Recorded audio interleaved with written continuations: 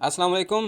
हमने इंग्लिश को चाहे आसमां की बुलंदियों तक भी पढ़ ही लिया हो, मगर कुछ अल्फाज अभी तक ऐसे रह जाते हैं जो हमने ना सुने हों ना पढ़े हों।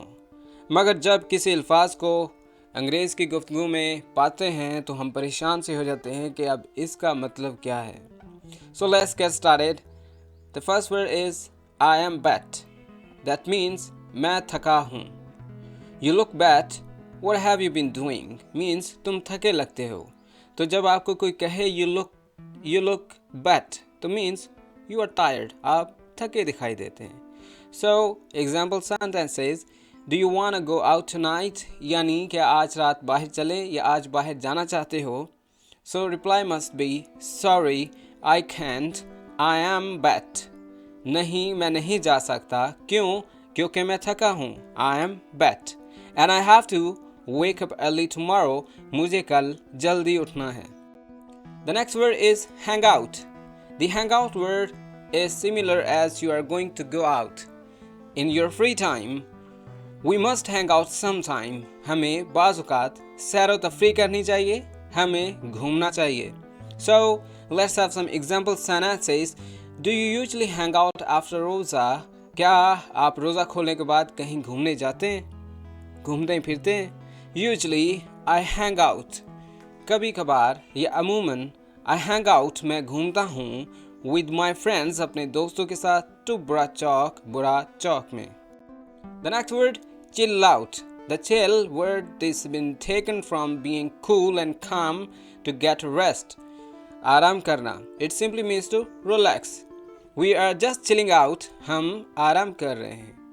We just chilled out this weekend.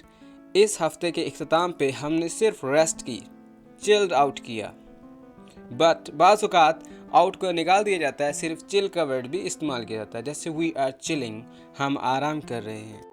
The next word wheels. Wheels that means car, और ये wheels सिर्फ कार के लिए ही इस्तेमाल होता है। जब कोई कहे I have wheels तो इसका मतलब ये नहीं है कि मेरे पास टायर हैं, मेरे पास चक्के हैं। No, wheels s का भी इस्तेमाल। So I don't have my wheels at the moment. मेरे पास इस वक्त कार मौजूद नहीं। कार प्यारी हो means के your car is really nice, so you can say wow, it's nice wheels.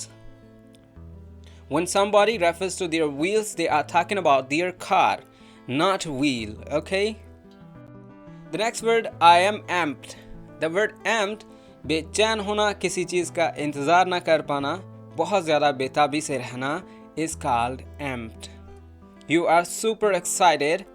You can't wait for something to happen. किसी चीज़ के होने का आप इंतज़ार नहीं कर रहे। क्यों? आप बहुत ज़्यादा पुरजोश हैं। I can't wait to watch Indo-Pak match. मैं इंडिया पाकिस्तान का मैच देखने का इंतज़ार नहीं कर सकता। क्यों? Because I'm so amped. I am so amped. Me too. मैं भी हूँ। I am amped. मैं भी बेताबी से इंतज़ार कर रहा हूँ, पुरजोश हूँ। The next word, busted.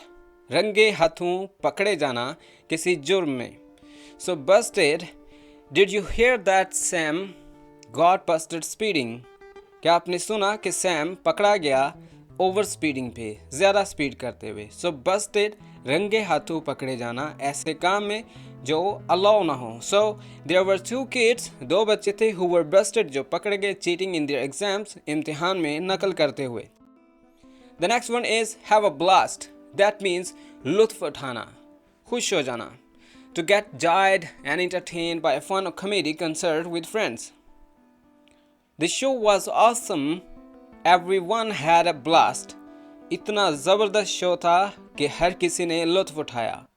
And the next example sentence, that is, thanks for inviting me. I had a blast. यानी मुझे लुत्फ आया, मुझे लुत्फ आया, आपका शुक्रिया, आपने मुझे दावत पे बुलाया। The next word, have a crush. प्यार हो जाना, किसी के लिए किसी की फीलिंग्स जाग उठना, किसी को किसी से अट्रैक्शन हो जाना। To get into love with someone is called have a crush, such as I have the biggest crush on Ali. He's so cute. Oh, you are so crushing on him right now. So comes a time when comes the heart to come to be broken.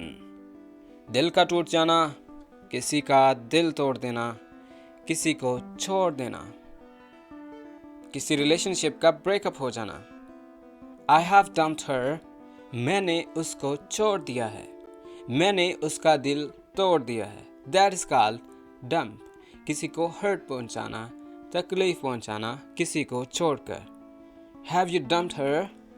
छोड़ दिया आपने उसको. The next one is ex. The ex word is been taken in Urdu when someone was in the past but not known anymore. Ex का मतलब है साबिका, गुजरा हुआ, पुराना, जो अब मज़ीद मौजूद ना हो, चाहे वो रिलेशनशिप हो, चाहे वो प्रोफेशन हो. फॉर एग्जाम्पल, हस्बैंड का एक्स हस्बैंड हो जाना, बॉस का एक्स बॉस हो जाना, फ्रेंड का एक्स फ्रेंड हो जाना.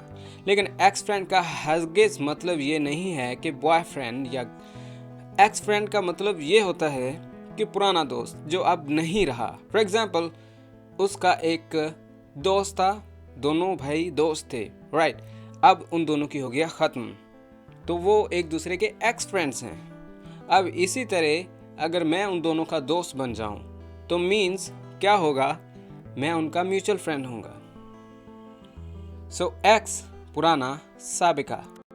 The next word and the last word, the most important word is geek. You know what is geek? हम पहले कहा करते थे कि तुम किताबी कीड़े हो, लेकिन आज का दौर, आज के बच्चे किताबें तो कम पढ़ते हैं, कंप्यूटर पे ज़्यादा बैठते हैं. तो कंप्यूटर का हरगिज़ मतलब ये नहीं है कि एक कीबोर्ड, एक मॉनिटर, एक CPU. कीबोर्ड का होना ज़रूरी नहीं, बस एक मोबाइल भी कंप्यूटर ही होता है. तो हर वक्त सोशल नेटवर्क्स पे रहना कंप्यूटरी कीड़ा कहलाता है, कि आपका बच्चा तो कंप्यूटरी कीड़ा है. सो गीक, आजकल तो इसके बड़े मेम्स भी चल रहे हैं, फ़नी पंच लाइन भी चल रही हैं गीक्स पे. आजकल प्रोफाइल पे लोग गीक पिक्चर लगाते हैं कि मैं इस तरह का कीड़ा हूँ. So my friend is a geek. Alright, I am sure in this party geeks won't come. मुझे यकीन है इस पार्टी में कंप्यूटरी लोग नहीं आएंगे. That's all for now. Thanks for being with a. और एक अहम बात वो ये कि ये सीरीज़ पार्ट 6 था. इस तरह के वर्ड्स हमने नंबर 1 से शुरू किए, अब तक तो 66 वर्ड्स आप तक पहुंच गए हैं. और ये वर्ड्स आप सब लोगों के लिए न्यू होते हैं, अमेजिंग होते हैं, नॉलेज वर्थी होते हैं, आपने पहले कभी नहीं सुने होते, बल्कि इन अल्फाजों ने आपको बड़ा परेशान किया होता है कि इनका मतलब है क्या.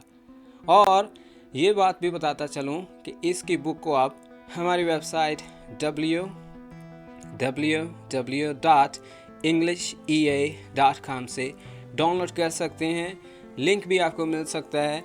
इसी तरह के पार्ट 1, 2, 3, 4, 5 तक, 6 तक आपको शुरू में देखने को मिल सकते हैं. आप लिंक का पूछ सकते हैं. That's all for now. Thanks for being with A.